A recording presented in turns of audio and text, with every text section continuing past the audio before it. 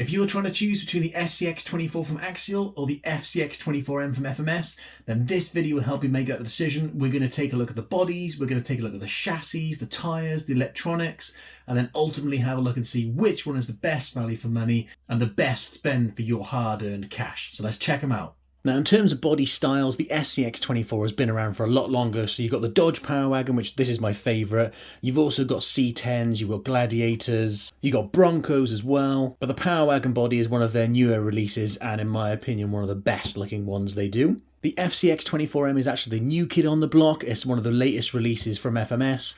This thing comes in 4 different body styles. You've got a D90, you've got the classic Range Rover, you've got the Discovery, which is one of my favourites, and you got the D110 as well. They're all Camel Trophy editions. So today we're going to be comparing the SCX24 Dodge Power Wagon and the FCX24M Range Rover. Body-wise, let's start with the SCX24. So it's a fully licensed Dodge Power Wagon hardbody. You've got a nice scale interior in there with a driver and a passenger, but it's got tinted windows, so it's a little bit hard to see the interior. The Power Wagon is designed for overlanding with that really nice rack on the rear where you've got your kind of like pretend tent. You've got your sand ladders, which you can actually detach the sand ladders as well. You've got room in that rear bed to put some more accessories on there. You've got your Dodge badges and everything on there. You've got a nice meaty front bumper on there as well with your Dodge badge on the front as well. You've got your lights and everything. Little scale mirrors and side lights and door handles. I do really like the details on this body. I think it is absolutely fantastic and definitely, one of the best SCX24 bodies in my opinion. I absolutely love this thing. When I saw this, I was like, I've got to have it. It just looks awesome. For the FCX24M, again, we've got a fully licensed Range Rover hardbody. You've got nice front bumper and grille on there. You've got your little details like your windscreen wipers, your mirrors. You do have a full interior in there, but you don't have a driver. You've got a really nice Camel Trophy roof rack with your spare wheels in there, your sand ladders and everything you can attach. You've got your Range Rover badge on the back with your kind of light covers. You also can attach the little tow hitch as well. You don't get the mud included. You need to drive through muddy puddles to add that. Now, I really like the bodies on the FCX24 and I think they look fantastic. I think they don't look as quality, though, as the SCX24 in my opinion. I think, when you compare the two side by side, I think the SCX24 does just kind of have the edge, at least for the Power Wagon anyway. Both models, the bodies are hinged on the rear and then they have Velcro on the front. So you basically just pull up, and then you can see the body lifts off, still attached on the rear, but then gives you the clearance so you can get to the chassis and all the electrics and the body tray and the battery tray and everything like that. They are actually a decent, nice Velcro strap on both models. Once you've got it down, it holds its own weight. It's really good. Same for the SCX24. Again, just pull it up and then body's hinged on the rear. Again, you can get to your battery tray and all your electronics and everything like that. Again, nice Velcro strap on this one. Once you put it down, no issues with it coming undone or coming off as you're on the trail. Wheels and tyres on the FCX24M, depending on which one you go for, whether it's on the Defenders or the Discovery or the Range Rover. On the Defenders, they've got, I think, 1-inch wheels with different size tyres. On the Range Rover and the Discovery, they've got, I think they're meant to be either like 0.8-inch wheels, 46 by 18mm tyres. They're these little Super Marsha FMS tyres. They're not bad, to be fair. They're not amazing, but, they're fairly decent. They're not bead locks and they're not glued, but they do have foams in them, fairly decent on the trail, on the rocks. On the SCX24 Power Wagon, you've actually got 1-inch bead lock wheels. They're just plastic, but then you've got these Proline Super Swamper tyres. When I got this, I was expecting really good things from the tyres, but they're not the best, to be honest, or at least I think the stock foams are a little bit too hard. But yeah, still a nice tyre considering, it's a ready-to-run rig. So chassis-wise on the SCX24, you've actually got a metal chassis.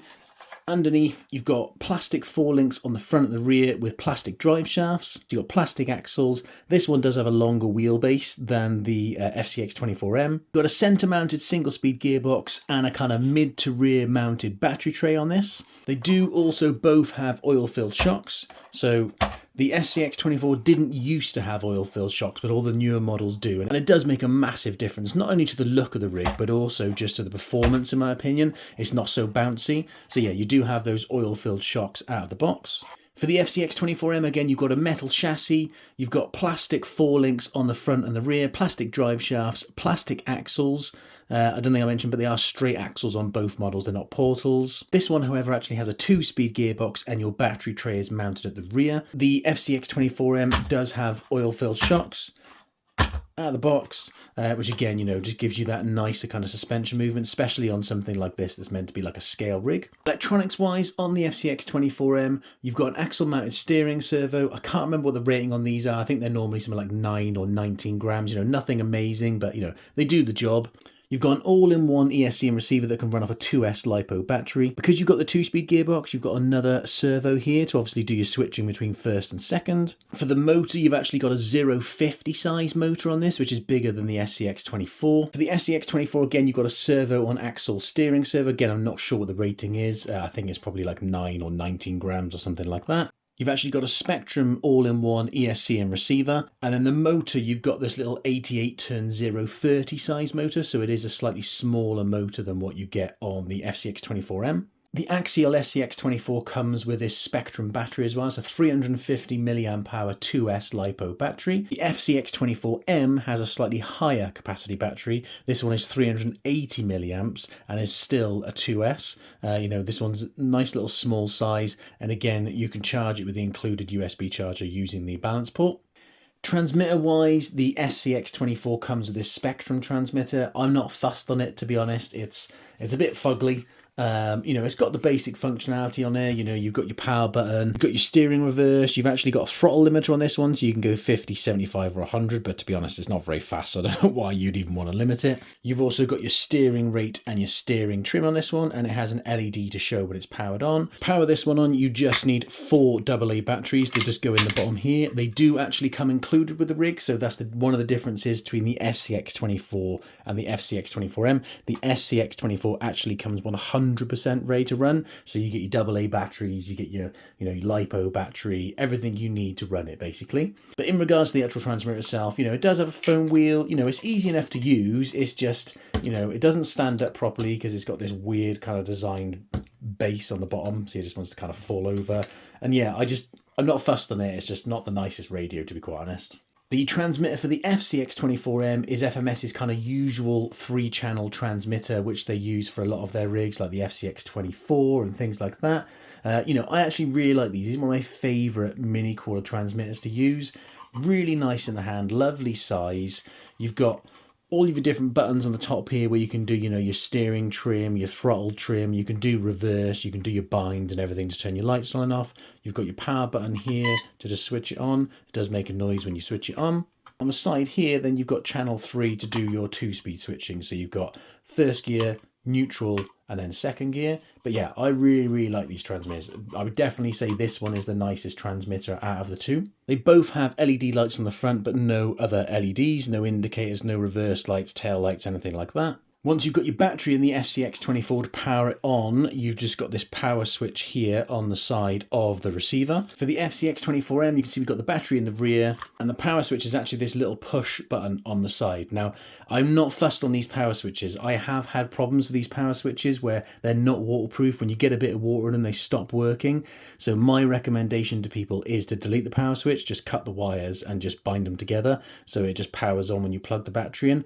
But that's one advantage that I'd say the SCX24 has over the FCX24M, is the power switch is just not very good on the FCX24M, which is a real shame. So for the steering servos, you know, they're both decent.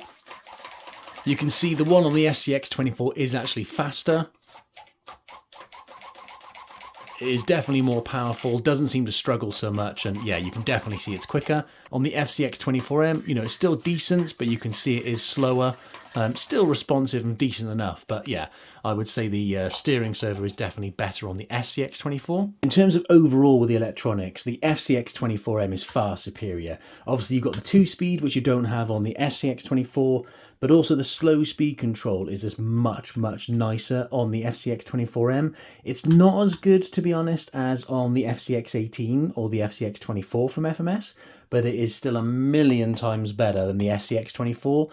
I said in my review of this SCX24 when I did it, it's like Axial went backwards releasing this new model. I don't understand how they can let it leave the factory when it's this bad. You'll see what I mean in a minute. It's just so frustrating. It's awful. Literally, it's awful. But yeah, the FCX24M is definitely better, but not as good as its bigger brothers. So let's check it out and do a quick bench test so you can see what I mean. So let's just try and crawl as slowly as I can. I'll just feather the throttle as much as I can. And you see that nice suspension movement there as well. So yeah, over the tyres, no problem. So now let's do the same thing for the SCX24. So again, I'm just going to feather the throttle as much as possible. I'll have it in shot just so you can see what I'm doing on the throttle. So I'm going to feather the throttle, get stuck, give it a bit more throttle, and then yeah, just get stuck again. Yeah, it's just, it's rubbish, to be quite honest. It is absolutely awful. So let's get them both outside on the rocks so you can see how they perform. Then we'll hit the trail and see what they perform like out there. And then we'll do an overview of what we think so you can hopefully then make your mind up as to which one you think is the best for your money. So first off, we've got a little kind of hill climb, just kind of test what the weight distribution's like, how top heavy it is. Oh. Getting stuck on that ridge there. There we go, nice. Now obviously this thing doesn't have a massive amount of ground clearance. See what the tyre grip's like here. Nice. Nice slow speed control as well. And obviously no portal axles or anything like that, so ground clearance can be an issue. Nice, there you go. Those oil-filled shocks doing their job. Let's give the old gatekeeper a try. It has been raining, so the rock might be a little bit wet. Oh, look, it's doing it. Nice, that's so cool. I mean, for an out-of-the-box rig, 24th scale, that's pretty amazing, to be quite honest, to get up there. There you can see ground clearance issues there. Nice, always the top. I mean, that's pretty good going for a 24th scale stock rig. Okay, let's see how the SCX24 Power Wagon does it. Now, the tyres on this one should be better. Oh, I'm struggling with the slow speed control already after just driving the FCX24M. Oh, come on, let's go to the right a little bit. Okay, we made it. Oh, it's really hard to do slow speed control on this rig. If the stock electronics are just rubbish, in my opinion. It spoils the experience, in my opinion. See, look, it just, you know. Oh, nice, made it down. Let's try the gatekeeper. Let's back it up a bit. Oh, yes, go on, nice. You can see we're almost lifting 2 wheels in the front there. You can see it keeps hesitating, but made it. I did really well. Let's try the up and over. I very much doubt it's going to get up here because this is kind of more, yeah, you can see straight away there. It's too small for some of these obstacles. This is not going to get up and over there. Oh, I thought about it. See if we can get a run up on it. Nah. There you go. So yeah, it is a little bit top heavy, but you know, not as much as some other rigs out of the box. Okay, let's see if the SCX24 can do the up and over. I doubt any of them are going to do it, to be quite honest, because it's quite an ask here. You can see, look, I'm on the throttle and nothing's happening. Give it a bit more throttle and then it starts moving. No, we're not going to get up there, are we? Same thing as the FCX24M, but that's okay. Very much doubt this one's going to get up here, to be honest, because it's quite an ask. I think we're going to end up tipping over. Yep. What did I say? So let's just jump it ahead and see if it can do the stairway. Again, this is going to kind of test our tyre grip, but also how top heavy it is. Oh. Obviously these ones are very, very small 24th scale. Oh, go on, go on, go on, go on, go on. Just thinking about it. Nice. I'm not sure we'll get up the next bit, to be honest. Maybe a little hop. That's going to end badly in a second. See, this is where you're kind of struggling with, obviously, it being such a small scale. You know, I mean, I've designed this rock course to be difficult. Yeah, I think if we had some better grip there. Oh, I've done it now. Hey. Yeah, I think if we had some better grip on the stock tyres, we'd be up and over that bit. Oh, there you go, perseverance and power.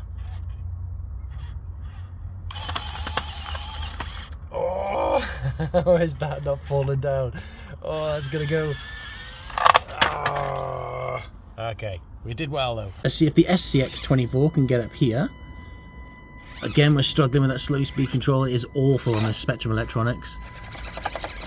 Stuck on the axle there. Ooh, look, that's doing better than the FCX24M.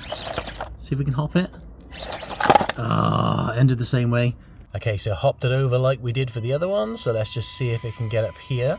Now I think we're going to struggle more here, because obviously as we, see that straight away, as we get to those kind of bits, you can hear it whining. You know, I'm on the throttle constantly, it's just stopping all the time. Oh, can we get up there? Oh, let's give that another try, because I think I kind of stuffed that line up then. We'll give it the benefit of the doubt. Try again. Oh, same bit again, hang on. Oh, nope. Almost, very, very close. Last one for this rig is the merry-go-round. So basically going up here, and then we can see what the stock steering servo is like on the rocks as we try to turn right up here. Oh, we've got some ground clearance issues there. Oh, look at that, lovely. Getting stuck on the pipe. Oh, I doubt this is going to get up here, to be honest. I think we're going to struggle. Yeah, we're well and truly stuck now, aren't we? Ah, you can see axle clearance there. Now we've got ourselves well and truly jammed up. We're not going to get out of that. Ah, shame. So that's where we wanted to get to. Let's just see if we can get up and around the stairway. I think it'll probably tip over. Oh, we've gone too far over, look. Ooh. Oh, nice. That's cool. Go on, we got any grip? We've got some ground clearance there again. Oh, now, down we go again. Okay, let's try the merry-go-round. Oh, come on, drive. See what the steering servo's like on this one coming around here. Oh, slow speed control on this thing is awful. Oh, you can see this one's definitely got a bit more rear weight on it, but, you know. Oh, we got ourselves stuck now. We're going to break some in there, look.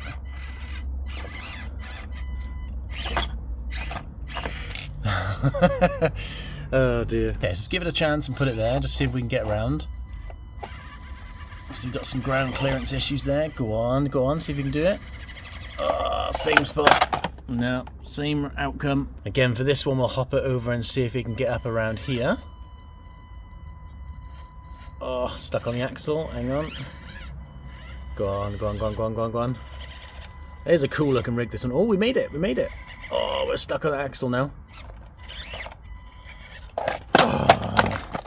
Yeah, that slow speed control is just, it stops and then it lurches and ends like that.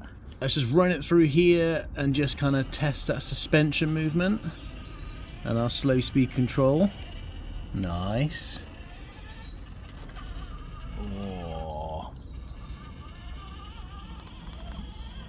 Oh, very nice.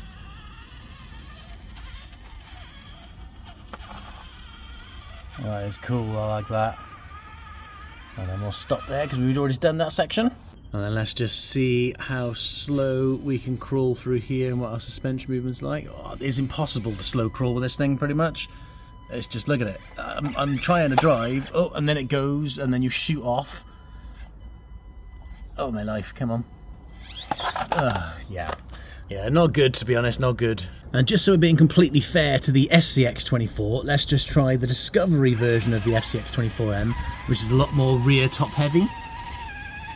Oh, okay, that did better than I thought it was going to do. That's actually doing a really good job. I think on the Gatekeeper it's going to tip over though. Oh, yeah, top heavy. What I basically wanted to show you is the difference a body can make. See, straight away, like, just boom, down. The Range Rover did it really, really well, but this one being a lot more top heavy on rear top heavy, it's going to fall over a lot more. So just something to bear in mind when you look at the different models, you know, each one with each different body style is going to perform slightly differently. You know, I think even if you take the body out of the equation, the slow speed control and the drivability on the FCX24M is a million times better than that of the SCX24. So yeah, I definitely think so far the FCX24M has it. Let's go and hit the trail and try some trail obstacles, and we'll compare the trail speed and see how they perform there. Okay, time for some trail tests. First up, we've got the route challenge. So let's try the Range Rover first, the FCX24M. See what it's like. Obviously ground clearance is going to be our major issue here. We might have to hop it a little bit. Nice. Next route is much harder to get up. I don't think it got up here in my review video. I was thinking about it. Let's try a little hop. Oh, so close to going up there.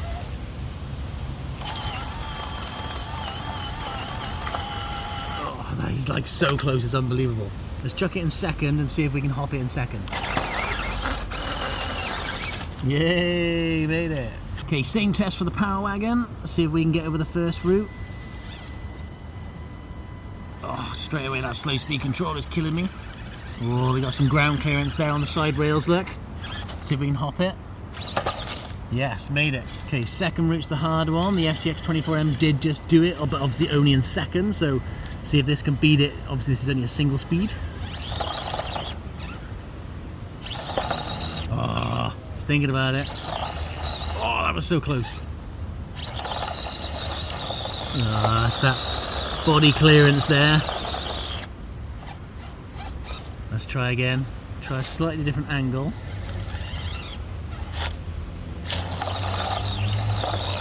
So close.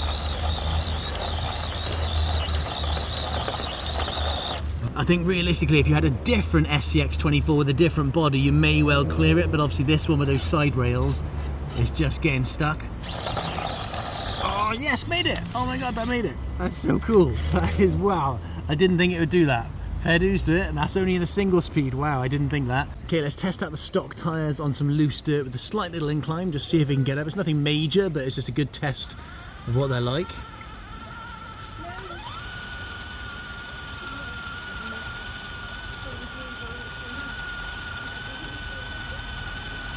You see they're struggling.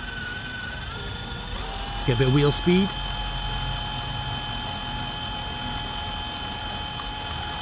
Come on.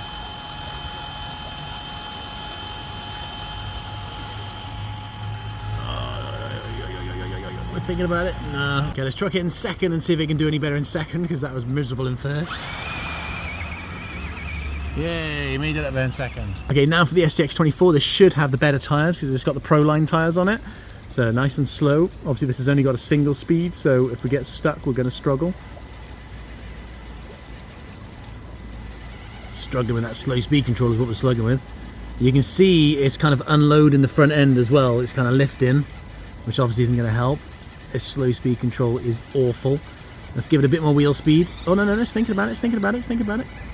Oh, well, that did a much better job than the Range Rover, didn't it? Look at that. Easy. Okay, and then the last thing is just our trail speed. So obviously this has got a 2-speed, so let's do it in first gear first of all, and then second gear, and then we'll do the SCX24.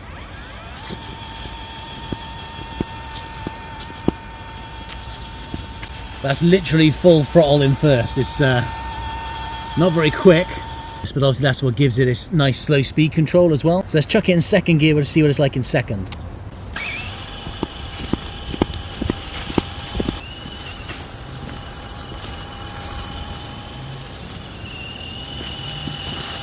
So you can see it's got a nice bit of trail speed in second gear, so you know when you're walking and stuff like that, you got plenty of wheel speed. Okay, now the same for the SCX24, but obviously this is only a single speed.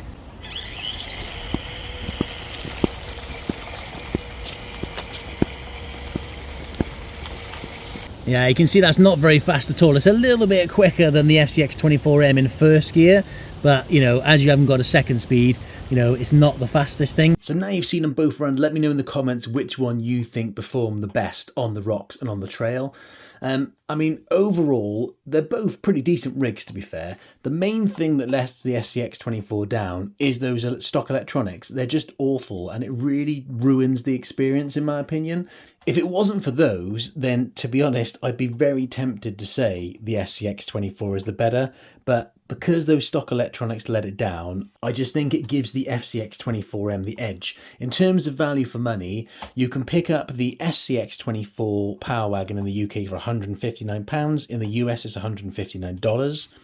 For the FCX24M, in the UK it's £120, in the US it's $120. So the FCX24M is $40 basically cheaper than the SCX24, which if you weren't bothered about, keeping scale size wheels and tyres, you could chuck a set of like 1-inch brass wheels and some better tyres from like Endura, probably for your $40 difference.